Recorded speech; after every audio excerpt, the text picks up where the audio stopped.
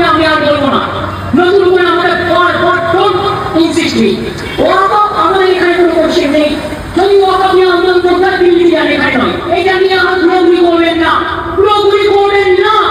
যদি করেন সবচেয়ে বড় শত্রু আমি হব।